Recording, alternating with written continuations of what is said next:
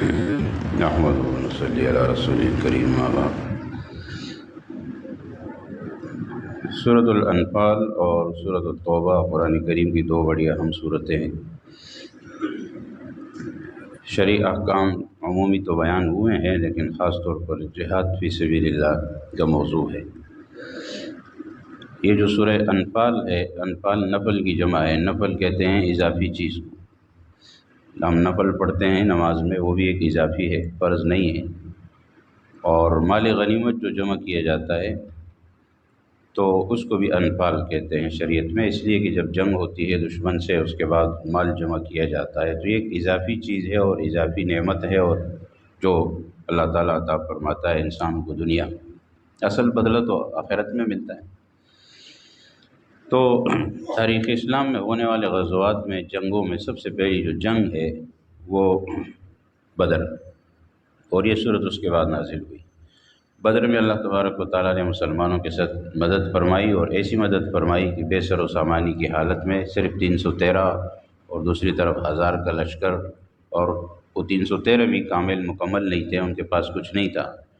سوائے چند نیز و تلواروں اور سواریوں کے، اس کے علاوہ کچھ بھی نہیں تھا۔ تو اللہ کی نصرت کا دیکھتی آنکھوں نے مشاہدہ کیا کہ اللہ کی مدد کیسے ہوتی ہے، اور چھوٹا سا لشکر جو ہے اپنے سے کئی گنا بڑے لشکر پر کیسے غالب آ سکتا ہے۔ تو یہ ہے اصل میں غزوہ بدر کا تذکرہ اور اس سے جو حاصل ہونے والا سبق ہے۔ تو یہ جو انفال ہے، وہاں جو مال غنیمت حاصل ہوا تھا، تو تھوڑا سا اختلاف بعد میں ہوا کہ اس کو کس طرح تقسیم کیا جائے، اس لیے کہ احکام ابھی تک نازل نہیں ہوئے تھے۔ تو اس پر اللہ تبارک و تعالیٰ نے مومنوں کی صفات بھی بیان فرمائی کہ سچے مومن جو ہیں ان کی صفات یہ ہے کہ وہ اللہ سے ڈرتے ہیں، قرآن کی تلاوت سے اپنے ایمان تازہ کرتے ہیں، اللہ پر توکل کرتے ہیں، نماز کی پابندی کرتے ہیں، اللہ کے بندوں پر احسان کرتے ہیں۔ یہ سب چیزیں یہاں پر اللہ نے بیان فرمائی۔ پھر غزوہ بدر کی تفصیل بیان فرمائی تھی۔ اس سورہ انفال میں بھی اللہ تبارک و تعالیٰ نے اس کی خصوصیت یہ ہے کہ مسلمانوں کو کئی مرتبہ، تقریباً 5-6 مرتبہ یا ایھا الذین آمنوا کہہ کے پکارا گیا ہے۔ ویسے ہی قرآن کریم میں یہ ترتیب آتی ہے کہ اے ایمان والو۔ تو یہاں اصول بتائے ہیں، محبت آمیز الفاظ، محبت والے الفاظ کے ساتھ کچھ اللہ نے اصول بتائے ہیں کہ اگر وہ ان اصولوں پر مسلمان کاربن رہے تو میدان جنگ میں وہ کامیابی 100% حاصل کرے گا، اور اگر یہ نہ ہو تو وہ ٹھیک ہے، پھر اگرچہ دین حق ہے، اسلام حق ہے، لیکن وہ جو ناکامی آپ کو میدان میں ہمیں ملے گی وہ اس وجہ سے نہیں کہ ہمارا دین حق نہیں ہے، وہ اس وجہ سے کہ ہم ٹھیک نہیں ہوتے، ہم ان شرائط کا لحاظ نہیں کرتے۔ فرمایا اے ایمان والو، جب میدان جنگ میں کفار سے ٹکراؤ ہو تو پیٹھ مت پھیرو، یعنی بزدلی مت دکھاؤ، حملہ کرو، لڑو جنگ جوان مردی کے ساتھ۔ اور پیٹھ دکھانا کبھی یہ ہوتا ہے کہ پیچھے پلٹ کر دوبارہ حملہ کرنا ہوتا ہے، وہ ایک الگ چیز ہے، لیکن فرمایا کہ ہمت کے ساتھ، استقامت کے ساتھ مقابلہ کرو۔ نمبر 2 فرمایا اے ایمان والو، اللہ اور اس کے رسول کے حکم کی اطاعت کرو۔ اللہ تبارک و تعالیٰ کے حکم کی فرما برداری، یہ تو ظاہر ہے سب سے پہلے لازم ہے، اور اس کو سن کر اعراض مت کرو کہ اللہ اور اللہ کے رسول کا حکم سامنے آیا اور آپ نے منہ موڑ لیا، نہیں، عمل نہیں کیا، ایسا نہیں ہونا چاہیے۔ نمبر 3 فرمایا اے ایمان والو، اللہ اور اللہ کے رسول کا حکم مانو جب وہ تمہیں ایسی چیز کی طرف بلائیں جس میں تمہاری زندگی ہے۔ یعنی لگتا تو یہ ہے نا کہ جی اس جنگ میں تو موت آئے گی، لیکن فرمایا یہ موت نہیں ہے، یہ اصل میں زندگی ہے، اس لیے کہ ان جنگوں کے بعد اور دشمن کے مقابلے کے بعد آپ کو زندہ رہنا نصیب ہوگا، ورنہ اگر دشمن سے مقابلہ نہیں کرو گے، چھپ جاؤ گے، ڈر جاؤ گے، تو یہ دشمن تمہیں نوچ کر کھا لے گا، ختم کر لے گا۔ تو اگر اپنی زندگی چاہتے ہو تو دشمن کا مقابلہ کرنا پڑے گا۔ اور اس کے بعد فرمایا کہ اے ایمان والو، اللہ اور اللہ کے رسول سے خیانت مت کرو، اور آپس کی امانتوں میں بھی خیانت مت کرو۔ اللہ اور اللہ کے رسول سے خیانت اللہ کے احکام کے خلاف ورزی ہے، اللہ کے احکام کے خلاف چلنا ہے، یہ اللہ کے رسول سے خیانت ہے۔ اور آپس کی خیانت تو یہی ہے کہ مال و دولت کے معاملات میں ایک دوسرے سے خیانت کی جائے، اور اپنی طرف پیسے کو زیادہ لایا جائے، اور دوسروں سے چوری کیا جائے، امانت میں خیانت کیا جائے، جتنی بھی قسمیں ہیں، چوری ہے، ڈاکہ ہے، اور پھر ویسے بھی آپس میں جو ہے چھپ کر خیانت کرنا، یہ سب جائز نہیں ہے۔ فرمایا نمبر 5 ایمان والو، اگر اللہ سے ڈرتے رہو گے تو اللہ تعالیٰ تمہیں فرقان عطا کرے گا، حق اور باطل کے درمیان فرق کرنے والی چیز، تمہارے گناہ تم سے دور کرے گا، تمہیں بخش دے گا، اور اللہ بہت بڑے فضل والا ہے۔ نمبر 6 فرمایا کہ اے ایمان والو جب کسی جماعت سے تمہارا مقابلہ رہے تو ثابت قدم رہو، یہ بھی وہی بات ہے اصل میں، اور آپس میں جھگڑا مت کرو۔ یعنی جب آپس میں مسلمان اختلاف کرے گا نا تو وہ دشمن سے مقابلے کا نہیں رہے گا، جیسے ہم ہیں آج کل۔ جب آپس میں اختلاف ہوگا تو دشمن سے مقابلہ کیسے ہوگا؟ اور ہوا اکھڑ جائے گی، فرمایا پھر انسان بزدل ہو جاتا ہے، لہذا جرت اور صبر سے کام لے کر دشمن کا مقابلہ کرنا ہوگا۔ تو یہ باتیں اگر مسلمانوں میں ہوں تو پھر کوئی قوم ان کو ہرا نہیں سکتی، مسلمان ہمیشہ کامیاب رہے گا، جیسے کہ صحابہ کرام کے دور میں اور بعد میں بھی جب تک مسلمان غالب رہے ان اصولوں پر عمل پیرا رہے اس لیے۔ ورنہ اگر ان میں سے کسی ایک چیز پر بھی عمل نہ ہو، خیانت آئے، بزدلی آئے، اختلاف آئے، یہ سب چیزیں مسلمانوں میں آ گئی تو بس پھر دشمن کے ساتھ کیا مقابلہ ہوگا؟ وہ آپس میں ایک دوسرے پر ساری توانائی خرچ ہو جائے گی، دشمن کے لیے کچھ بچے گا بھی نہیں۔ تو یہ طریقہ فرمایا کہ ایسا ان پر عمل کرنا ہوگا کامیابی سے ہمکنار ہونے کے لیے۔ سورۃ الانفال کا کچھ حصہ پھر 10ویں پارے میں بھی ہے۔ تو مال غنیمت کو میں نے عرض کیا کہ انفال کہتے ہیں۔ یہ مال غنیمت کے بارے میں پھر یہاں جواب دیا گیا کہ مال غنیمت کا 5واں حصہ رسول اکرم صلی اللہ علیہ وسلم آپ کے قرابت داروں، یتیموں، مسکینوں، مسافروں کو دیا جائے گا، جبکہ 4 حصے جو ہے مجاہدین پر تقسیم کیے جائیں گے۔ یہ ترتیب جو ہے بتا دی گئی، اور اس کے بعد غزوہ بدر کی تفصیل اللہ تعالیٰ نے اپنے انداز میں بیان فرمائی کہ غزوہ بدر میں کیا ہوا، کس طرح ہوا۔ تو واقعہ تو سب کو معلوم ہوتا ہے، لیکن قرآن جس طرح بتا کر پیش کرتا ہے نا وہ بہت زبردست انداز ہوتا ہے، لیکن بشرطے کہ کوئی قرآن کو سمجھے تو صحیح۔ اصل میں قرآن سمجھنے والے اس کو سمجھتے ہیں۔ ابتدا فرمائے یاد کرو اس وقت کو، یعنی اللہ تعالیٰ بار بار یہ فرما رہے ہیں کہ وہ وقت یاد کرو، یہ وقت یاد کرو، تاکہ مسلمانوں کو پتہ چلے نا۔ ہم جب کسی سے بات کرتے ہیں نا اور اس کو کوئی وقت یاد دلاتے ہیں تو کہتے ہیں کہ اس وقت یاد کرو کہ میں نے کیسے تمہاری مدد کی تھی، کس طرح میں نے تم کو مشکل سے نکالا۔ تو اللہ تعالیٰ بھی یاد دلا رہے ہیں، یاد کرو اس وقت کو کہ جب دونوں لشکر آمنے سامنے ہوئے، مسلمانوں کی تعداد بہت کم تھی، مسلمانوں کو کفار بہت زیادہ نظر آئے اور تھے بھی زیادہ واقعی میں، لیکن اللہ نے پھر فضل اور انعام کیا فرمایا کہ اللہ تعالیٰ نہیں چاہتا تھا کہ کوئی فریق کسی کی کثرت سے مرعوب ہو کر رائے فرار اختیار کر جائے، لہٰذا فرمایا کہ تمہیں زیادہ تو نظر آئے لیکن اللہ نے تمہیں استقامت عطا فرمائی۔ اور اللہ نے فرمایا کہ میری مدد نازل ہوئی، اور اس کی وجہ کیا تھی؟ وہ 4 باتیں تھی کہ میدان جنگ میں ثابت قدم رہے اور اللہ کا ذکر کثرت کے ساتھ اللہ کو یاد کرنا، اور پھر فرمایا کہ آپس کے اختلاف اور نزاع اور جھگڑے سے بچنا، اور دشمن سے جب مقابلہ ہو تو ناموافق بات پر صبر کرنا، یعنی ایسی باتیں بھی تو آتی ہیں نا، تکلیف بھی آتی ہے، پریشانی بھی آتی ہے، اس پر بھی صبر کرنا۔ یہ 3-4 باتیں ہوئیں اس لیے تو تم غالب ہوئے۔ تو یہ دوسروں کو، ہمیں اور آپ کو، سب کو، امت کو بتایا جا رہا ہے کہ دیکھو بھائی کامیابی کا طریقہ یہ تھا اور اس وجہ سے وہ کامیاب ہوئے۔ پھر فرمایا کہ شیطان غزوہ بدر میں مشرکین کے سامنے ان کے اعمال کو مزین کر کے پیش کرتا رہا کہ مشرکین کو لگتا رہا کہ جی کہ ہم صحیح ہیں، ہم صحیح ہیں، لیکن جب آگے گئے تو پھر پتہ چلا کہ صحیح کون ہے اور غلط کون ہے، اور وہ فرقان حق اور باطل کا فیصلہ ہو کر رہا۔ تو مسلمانوں کی مدد کے لیے آسمان سے فرشتے نازل ہوئے، اور جو کافروں کے چہروں اور پیٹھوں پر سخت ضربے لگا رہے تھے۔ مفسرین کہتے ہیں کہ آیت تو غزوہ بدر کے بارے میں ہے، لیکن یہ عام ہے، ہر کافر کو موت کے وقت پٹائی لگتی ہے، اس کا انجام خراب ہوتا ہے اور اس کو سزا ملتی ہے۔ غزوہ بدر میں قریش پر بھی آفت آئی، ذلیل ہوئے، اور فرمایا کہ جب کوئی قوم شکر کی بجائے کفر اور اطاعت کی بجائے معصیت شروع کر دیتی ہے تو اللہ تعالیٰ کی طرف سے بھی معاملہ بدل جاتا ہے کہ شکر کی بجائے کفر کر رہے ہیں اور ناشکری، اور اطاعت کے بجائے معصیت نافرمانی، تو پھر معاملہ خراب ہوتا ہے۔ تو ان لوگوں کو اسی وجہ سے نقصان کا سامنا کرنا پڑا کہ اللہ کی دشمنی کر رہے تھے۔ غزوہ بدر کے پس منظر میں پھر مسلمانوں کو بھی کہا گیا کہ دشمنوں کے مقابلے کے لیے اپنے آپ کو 3 طرح تیار رکھنا ہے۔ نمبر 1 مادی طور پر، جو مادی اسباب ہوتے ہیں، اسلحہ ہے، یہ ہے، وہ ہے، سب چیزیں عسکری جنگی طور پر بھی اپنے آپ کو تیار رکھنا ہے، اور نمبر 3 جو ہے روحانی طور پر، یعنی ایسا نہیں ہے کہ صرف دعا کرنی ہے، روحانی کرنی ہے، صرف آپ کو اس پر بھروسہ کرنا ہے مال اسباب اور لڑائی اور جنگ کے سامان پر، نہیں، صرف ایسا نہیں۔ مسلمان کے لیے دونوں چیزیں ضروری ہیں۔ اگر صرف سامان پر بھروسہ کرے گا، اپنی کثرت پر، تعداد پر کرے گا، تب بھی ناکام ہوگا، اور اگر صرف جو ہے یہ کرے گا کہ جی میں تو نیک اعمال اور دعائیں کر رہا ہوں اور میں اسباب اختیار نہیں کرے گا، تو بھی ہو سکتا ہے کہ وہ ناکامی سے 2-4 ہو۔ ضروری نہیں ہے، اللہ مدد کرنا چاہے تو ہر حالت میں کر لیتا ہے، لیکن پیغمبر علیہ الصلوۃ والسلام کا طریقہ خود کا یہی تھا کہ بھائی دعا کرو، اللہ کی مدد ساتھ لو، لیکن اسباب بھی اختیار کرو، تو اسباب بھی ساتھ میں اختیار کرنے ہیں۔ اس لیے فرمایا جہاں تک ہو سکے ان کے مقابلے کے لیے اپنے آپ کو تیار رکھو۔ اور فرمایا کہ مسلمانوں کو بھی جب یہ حکم دیا گیا کہ جنگ کے لیے مستعد رہیں، تیار، لیکن ساتھ ساتھ یہ بھی فرمایا کہ اگر صلح کی جگہ آئے اور تمہیں لگے کہ صلح کرنا چاہیے تو صلح بھی کر لو، کوئی مسئلہ نہیں۔ یعنی یہ مقصد نہیں ہے کہ آپ کو لازمی جنگ کرنی ہی ہے، کیونکہ حدیث میں بھی یہ بات آئی کہ آپ علیہ الصلوۃ والسلام نے فرمایا کہ جنگ کوئی اچھی چیز نہیں ہے، لہٰذا جان بوجھ کر خواہش کے ساتھ، شوق کے ساتھ کوئی جنگ کی تمنا نہ کرو کہ جی لازمی لڑنا ہے نا، تیار تو اپنے آپ کو رکھنا ہے، لیکن یہ ہے کہ جی اگر اس کے بغیر کام چل جاتا ہے تو پھر کیا ضرورت ہے۔ تو اس لیے فرمایا کہ اپنی تیاری خوب کرنی، ایسا نہ ہو کہ جی اس چکر میں ہم تیاری بھی نہ کریں، تیاری تو مسلمانوں کو رکھنی ہے۔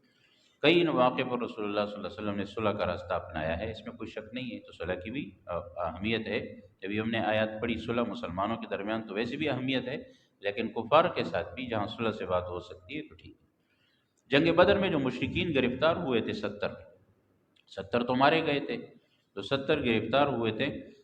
ان کی قسمت کا کیا ہوگا، رسول اللہ صلی اللہ علیہ وسلم نے فیصلہ فرمایا، اس کے لیے پہلے مشورہ کیا۔ حضرت عمر رضی اللہ عنہ نے اور کئی صحابہ کی رائے تو یہ تھی کہ ان کو قتل کیا جائے، اس لیے کہ ہمارے دشمن ہیں، ہم ساتھ جنگ کرنے آئے ہیں، لڑنے آئے ہیں، جیسے ان کو مارا ان کو بھی نہیں چھوڑنا۔ بلکہ حضرت عمر رضی اللہ عنہ نے تو یہ کہا کہ اپنے اپنے رشتہ دار کو مارو، اتنا سخت انہوں نے کہا کہ جو ہمارے جو بھی رشتے میں ہے اس نہیں چھوڑنا ہے اس کو۔ لیکن حضرت ابوبکر صدیق رضی اللہ عنہ نے اور دوسرے کئی صحابہ کرام نے مشورہ دیا کہ ان کو فدیہ لے کر، پیسے لے کے چھوڑ دو۔ یعنی وہ جنگ کے اصول ہوتے ہیں، قیدی کو قتل بھی کیا جاتا ہے، قیدی سے فدیہ بھی لیا جاتا ہے، قیدی کو مفت میں بھی چھوڑا جاتا ہے، اور بھی جو ہے یہ ترتیب ہوتی ہے تمام جنگوں میں، دنیا میں اصول ہیں۔ رسول اللہ صلی اللہ علیہ وسلم نے بھی یہ رائے پسند کی کہ ٹھیک ہے جی پیسے لے کے چھوڑ دیتے ہیں، پیسے سے مسلمان کام آئے گا، آئندہ ہم تیاری کریں گے، اور ان کا کیا کرنا ہے بس چھوڑ دیتے ہیں، ہو سکتا ہے ان کو ہدایت ملے۔ تو چھوڑنے کا فیصلہ ہوا اور چھوڑ بھی دیا گیا، لیکن اللہ تبارک و تعالیٰ کی طرف سے ایک قسم کا اس پر ایک عتاب آیا، اور فرمایا کہ اگر اللہ کا حکم نہ ہوتا تو اللہ تعالیٰ اس پر فدیے کی وجہ سے تم پر عذاب بھیج دیتا، لیکن اللہ نے تمہیں معاف کر دیا ہے اور فدیہ نہیں لینا تھا۔ اب اجازت تو مل گئی تھی، لہٰذا منع تو نہیں تھا، لیکن پھر بھی اللہ تبارک و تعالیٰ نے اس رائے کو پسند فرمایا جو حضرت عمر رضی اللہ عنہ کی تھی، اور خود رسول اللہ صلی اللہ علیہ وسلم والی رائے کو فرمایا کہ ایسا نہ کرتے تو اچھا تھا، لیکن کر لیا تو چلو کر لیا۔ وہ پیسے بھی سب نے لیے، اس کو استعمال بھی کیے، اس پہ کوئی ممانعت نہیں ہوئی، لیکن یہ کہ اللہ تبارک و تعالیٰ کی طرف سے ایک تنبیہ آئی۔ اس میں بھی دلیل ہے رسول اللہ صلی اللہ علیہ وسلم کی رسالت کی اور پیغمبری کے سچے ہونے۔ کیوں؟ اگر یہ کتاب قرآن کریم اللہ تبارک و تعالیٰ کی کتاب نہ ہوتی، خدا نخواستہ، اور پیغمبر علیہ السلام کی ہوتی، تو اس میں وہ باتیں نہ ہوتی جو رسول اللہ صلی اللہ علیہ وسلم کے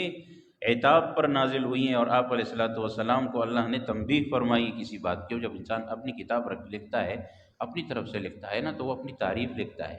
وہ یہ باتیں نہیں لکھتا کہ مجھے کسی نے یہ کہا کہ آپ کو ایسا نہیں کرنا چاہیے، آپ کو ایسا نہیں کرنا چاہیے، ایسے کوئی نہیں لکھتا ہے۔ تو یہ اللہ کی کتاب ہے، سچی کتاب ہے، اور رسول اللہ صلی اللہ علیہ وسلم پر نازل ہوئی، اس لیے اس میں وہ باتیں بھی موجود ہیں جو آپ علیہ الصلوۃ والسلام کو تنبیہ فرمائی گئی ہے کہ آپ کو ایسا نہیں کرنا تھا۔ بہرحال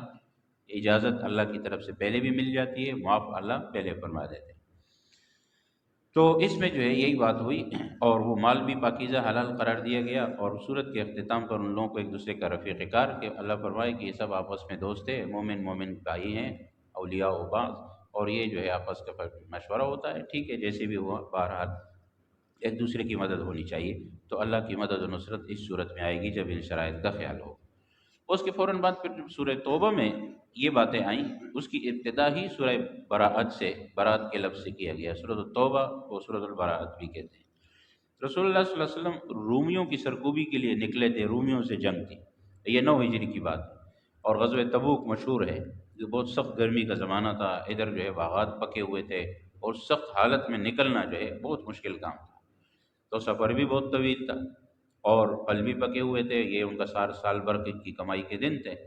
تو مقابلہ بھی ایسے سلطنت سے تھا رومیوں کی جو کہ سپر پاور تھی اس زمانے میں، تو ان سے لڑنا کوئی آسان کام نہیں تھا بظاہر، لیکن یہ ہے کہ بہرحال یہ بڑی آزمائش اللہ کی طرف سے تھی، اور اس پہ امتحان تھا کہ پتہ چلے کہ کون مخلص ہے کون منافق ہے۔ چنانچہ منافقین ہیلے بہانے کر کے ادھر ادھر کر کے رہ گئے،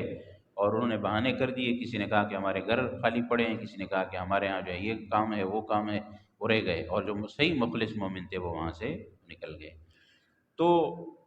سورت کے اندر ایک تو دیکھیے براءۃ سے ابتدا ہوتی ہے، اور سورت کی ابتدا میں بسم اللہ بھی نہیں ہے، نہ پڑھی جاتی، اس لیے کہ وہاں پر مشرکین اور مسلمانوں کے کچھ معاہدات ہوئے تھے، اور 4 ماہ کی مدت بھی مقرر کی گئی تھی، لیکن مشرکین نے اس کی خلاف ورزی کی اور حج کرنے سے بھی منع کر دیا مسلمانوں کو کہ بھائی ہمارا آپ کا اختلاف ہے، تو جیسے مسجد ہے، اللہ کا گھر ہے، اگر کسی دو آدمیوں کا آپس میں اختلاف ہو جائے تو کیا وہ اس کو مسجد سے منع کرے گا؟ مسجد سے تو کوئی کسی کو نہیں منع کر سکتا، اللہ کا گھر ہے۔ تو اسی طرح بیت اللہ شریف تو اللہ کا گھر تھا اور ہے، تو وہاں اگر کسی کا اختلاف ہو گیا مشرکین سے، تو اس کا یہ مطلب ہے کہ وہ لوگوں کو اللہ کے گھر سے منع کرے۔ تو انہوں نے یہ کام کیے، یہ سب ان کی غلطیاں تھی، اور کئی مرتبہ انہوں نے اپنے وعدوں کو بھی توڑا، اور اسلام کے سیلاب کو روکنے کے لیے یہود کے ساتھ بھی گٹھ جوڑ کرتے رہے سب کچھ۔ تو اللہ تبارک و تعالیٰ نے فرمایا کہ اب بات یہ ہے کہ ہماری طرف سے بھی معاہدہ ختم ہے۔ جب ان لوگوں نے معاہدے کی خلاف ورزی کی، اسلام کا حکم تو یہ ہے کہ معاہدہ کرو تو پھر اس کی پاسداری کرو۔ رسول اللہ صلی اللہ علیہ وسلم نے کبھی کوئی معاہدہ توڑا نہیں، اس سے خلاف ورزی نہیں کی، لیکن جب دشمن نے کی اور بار بار کی تو پھر اللہ نے بھی اجازت دے دی، براءۃ من اللہ و رسولہ۔ اللہ فرماتے ہیں بھی ان معاہدات اور ان آپس کی باتوں سے اللہ اور اللہ کے رسول بری ہے، چھوڑ دو ان باتوں کو، بس کرو حملہ، ختم کرو ان کو، اس لیے کہ اب انہوں نے کوئی معاہدے چھوڑا ہی نہیں ہے، تو ہم کیوں معاہدے کی پابندی کریں؟ تو یہ اس لیے آیا ہے اور بڑا سخت حکم ہے، اس لیے بسم اللہ اس کی شروع میں نہیں ہے کہ جی اللہ کے حکم کے ساتھ، اللہ کے نام کے ساتھ جو رحمان اور رحیم ہے، سب چیزیں ختم کرو ان معاہدوں کو، تو یہ تو ایسا بنتا نہیں ہے نا۔ اس لیے سورت کی ابتدا میں جو ہے براءۃ من اللہ و رسولہ ہے، تو بسم اللہ نہیں ہے۔ تو بہرحال پورے قرآن کریم میں اس سورت کے شروع میں ہے نہیں، اور رسول اللہ صلی اللہ علیہ وسلم نے ایسے ہی لکھوایا ہے اور پڑھا گیا ہے۔ تو یہ سب وعدوں کی خلاف ورزی کے بعد جو ہے یہ حکم نازل ہوا، تو اس میں صورت کا ہدف جو ہے وہ اصل میں تو منافقوں کی علامات اور ان کی جو ہے بدباطنیاں، یعنی چپ کی شرارتیں، سازشیں، ان کا تذکرہ ہے۔ اور اس کا ایک نام صورت الفاضحہ بھی ہے۔ فاضحہ کا مطلب ہوتا ہے رسوا کرنے والی، یعنی اس میں دشمنان اسلام جتنے بھی اس زمانے میں تھے نا، منافقین وغیرہ یہود، ان کی گٹھ جوڑ اور ان کے جو ہے سازشوں کو اللہ نے کھول کر رکھ دیا ہے کہ یہ ہے ان کی سازشیں اسلام کے خلاف۔ تو اب صورت الفاظ اسے سب کے سب رسوا ہوئے اور ان کی اصلیت لوگوں کے سامنے آ گئی۔ تو اس لیے ان صورت نے لوگوں کے باطن کو ظاہر کر دیا کہ کون منافق ہے اور کون مخلص ہے۔ تو اس وقت جو ہے اس پس منظر میں، غزوہ تبوک کے پس منظر میں منافقین سے کچھ حرکتیں ہوئیں، تو اللہ تعالیٰ نے پیشگوئی فرما دی تھی کہ یہ منافقین قسمیں کھائیں گے کہ اگر ہمارے پاس طاقت ہوتی، ہمارے پاس گنجائش ہوتی تو ہم آپ کے ساتھ تبوک کی طرف ضرور جاتے۔ یہ اللہ نے پہلے سے بتایا، اور جب وقت آیا تو منافقین نے وہی باتیں شروع کی، قسمیں کھانی شروع کر دی۔ اور جب تبوک سے رسول اللہ صلی اللہ علیہ وسلم واپس آئے تو انہوں نے بڑی قسمیں کھائی کہ قسم ہے ہم تو جانا چاہتے تھے، ہم تو یہ کرنا چاہتے، بس یہ ہوا وہ ہوا، یہ سب بہانے۔ اللہ نے پہلے سے بتایا کہ یہ لوگ اس طرح کے بہانے کریں گے، ان کی بہانوں کو ماننا نہیں ہے، ان کی باتوں میں نہیں آنا۔ چند کے سوا جو ہے تمام مخلص مسلمان، وہ چند ایک کا تذکرہ آئے گا، وہ فوراً غزوہ تبوک میں شرکت کے لیے تیار ہو گئے، اور منافقین جو ہے وہ ہیلے بہانے کرتے رہے۔ اور اللہ نے فرمایا کہ ان منافقین کا جہاد میں نہ نکلنا بہتر تھا، کیونکہ اگر یہ شرکت کرتے نا تو ادھر بھی تمہارے ساتھ گڑبڑ کر کے تمہیں نقصان پہنچاتے، کیونکہ جب ایک انسان کے لشکر میں اور ساتھیوں میں منافق نکل آئے، آستین کا سام جس کو کہتے ہیں، وہ تو نقصان پہنچائے گا۔ اللہ تعالیٰ فرماتے کہ ان کا تمہارے ساتھ نہ جانا بہتر تھا، یہ وہاں جاتے بظاہر تو تمہاری تعداد زیادہ ہو جاتی، لیکن یہ کہ یہ ادھر بھی نقصان پہنچاتے۔ بعض ایسے بھی تھے جنہوں نے بڑے عجیب عجیب عذر پیش کیے، اور ایک نے کہا کہ یا رسول اللہ صلی اللہ علیہ وسلم میں دل کا بڑا کمزور ہوں، اور وہاں پر جائیں گے تو عورتوں کا فتنہ ہے، اور وہاں ہم فتنے میں پڑ جائیں گے، اور پھر جو ہے میں اگر جہاد میں چلا گیا تو میں فتنے میں مبتلا ہو جاؤں گا اور شہوت میں مبتلا ہو جاؤں گا، اور عورتیں ہیں وہاں پہ، یہ ہے بڑا بزرگ بننے کی کوشش کی۔ فرمایا نہیں، یہ سب جھوٹ ہے،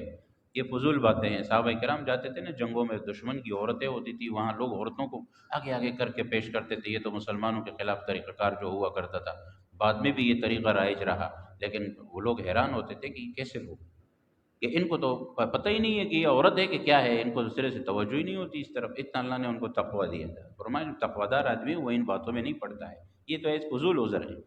تو فرمایا اللہ نے کہ ان کے دلوں میں مسلمانوں کے لیے بغض ہے، حسد ہے، اور مسلمانوں کو فتح ملے یا مال غنیمت آئے تو یہ لوگ پریشان ہو جاتے ہیں، اگر مسلمانوں کو کوئی حادثہ آئے، مصیبت آئے تو یہ خوش ہوتے ہیں۔ یہ منافقین ہیں، ان کی باتوں میں نہیں آنا چاہیے۔ اور فرمایا کہ قسمیں کھاتے ہیں، حالانکہ یہ قسمیں ان کی سب جھوٹی ہے، ان کی نظریں مال پر ہوتی ہیں کہ مال ملے گا تو اچھا ہو جائے گا، اگر مال نہیں ملے تو یہ نعوذ باللہ پیغمبر علیہ الصلوۃ والسلام پر بھی اعتراض کر دیتے ہیں کہ بھئی مال صحیح تقسیم نہیں ہوا ہے، یہ کیسی بات ہوئی؟ بھئی تمہارا مال مقصد ہے، مسلمان ہو تو مال تو مقصد نہیں ہوا نا۔ اس لیے آپ علیہ الصلوۃ والسلام ہر کسی کی بات سن لیا کرتے تھے۔ تو لوگ کیا کہتے تھے کہ آپ علیہ الصلوۃ والسلام کے بارے میں کہ یہ تو محض سننے والے ہیں، نرے کان، کہتے ہیں نا کہ بس آپ تو سننے ہی والے ہیں، وہ ہماری بات سن لیں گے، معاف کر دیں گے۔ حالانکہ ایسا نہیں ہے، پیغمبر علیہ الصلوۃ والسلام بات تو سب کی سنتے تھے، لیکن اللہ کے حکم سے ان کو پتہ تھا کہ یہ منافقین ہے، لہٰذا ان کا عذر قابل قبول نہیں ہے۔ باقی کوئی عذر بولو تو بولو، بیان کر لو، اس سے کوئی فرق نہیں پڑتا۔ تو اس لیے فرمایا کہ آپ علیہ الصلوۃ والسلام کو مستقل یہ اندیشہ تھا کہ کوئی ایسی صورت نازل ہوگی جو ان کی شرارتوں کو واضح کرے گی، چنانچہ یہ صورت نازل ہوئی اور سب کو پتہ چل گیا کہ کون مخلص ہے اور کون منافق ہیں۔ اور فرمایا کہ ان منافقین میں یہ ہے کہ ایک دوسرے کو برائی کا حکم دیتے ہیں، نیکی سے روکتے ہیں، بخل کرتے ہیں، یہ سب ان کی بڑی بڑی نشانیاں ہیں۔ ان کی صفات، ان کے اعمال سب کے سب کفار کی طرح ہے، کوئی فرق نہیں ہے، بس زبان سے صرف اپنے آپ کو مسلمان کہتے ہیں، دلوں میں اللہ کی محبت نہیں ہے، ذکر کرنے والے نہیں ہیں، شکر کرنے والے نہیں ہیں۔ اور گزشتہ اقوام کا بھی اللہ تعالیٰ نے تذکرہ فرما دیا کہ ان لوگوں کے ساتھ بھی جو ہے اسی طرح یہ اللہ کی مدد آئی اور پھر دشمن جو ہے وہ تباہ ہوئے، اور تمام منافقین کا تذکرہ بھی آیا۔ اور پھر اللہ تعالیٰ نے یہ بھی فرمایا کہ پیغمبر اگر آپ 70 بار بھی ان کے لیے مغفرت کی دعا استغفار کریں گے تو استغفار ان کے لیے معافی قطعاً بھی نہیں ہے۔ تو اس لیے اور آگے اللہ تعالیٰ نے یہ بھی فرما دیا کہ جو مخلص مسلمان تھے اور منافقین نہیں تھے اور وہ کسی عذر کی وجہ سے رہ گئے تو ان کا عذر قبول کیا جانا چاہیے، وہ مخلص تھے۔ لیکن جو منافقین ہیں نا، ان کا عذر قابل قبول نہیں ہے۔ اللہ تعالیٰ عمل کی توفیق نصیب۔ الحمد للہ رب العالمین والصلاۃ والسلام علی خیر۔ ربنا ظلمنا انفسنا